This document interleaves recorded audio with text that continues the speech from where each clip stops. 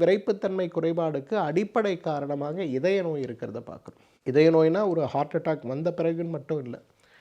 இன்றைக்கு காலையில் 3 மணிக்கு 4 மணிக்கு நீங்கள் எழுந்து கொள்ளும்போது உங்களுக்கு விரைப்புத்தன்மை இல்லை என்றாலே நீங்கள் புரிந்து கொள்ள வேண்டிய விஷயம், உங்களுடைய இதயம் பலவீனம் அடைந்து கொண்டிருக்கிறது அப்படிங்கிறது அர்த்தம்.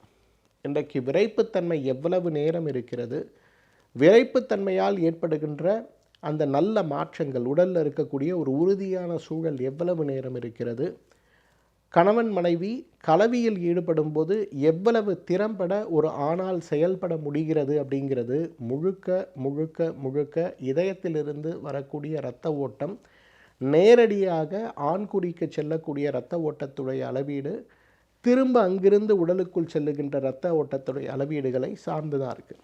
அப்போ உங்களுக்கு ஒரு இதய வாழ்வு நோயோ அல்லது இதய தசை நோயோ அல்லது இதயத்திற்கு செல்லக்கூடிய இரத்த குழாய்களுடைய நோயோ அல்லது இதயத்திற்கு செல்லக்கூடிய நரம்புகளுடைய பலவீனங்களோ அல்லது இதய துடிப்பு குறைந்து போகின்ற நோய்களோ உங்களுக்கு இருந்தால் என்ன ஆகும்? எரெக்டைல் டிஸ்ஃபங்க்ஷன் நிச்சயமாக இருக்கும்.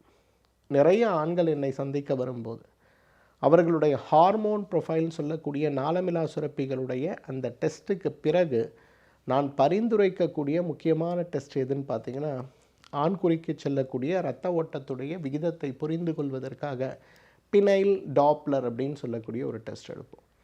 இந்த டெஸ்ட் நார்மலாக இருக்குது அப்படின்னா 100% அவர்களை குணப்படுத்த முடியும்.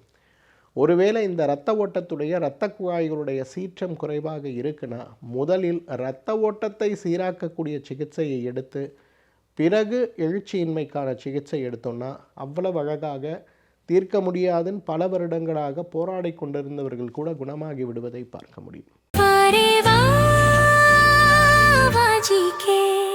Dr. Srivarma's Magic Care.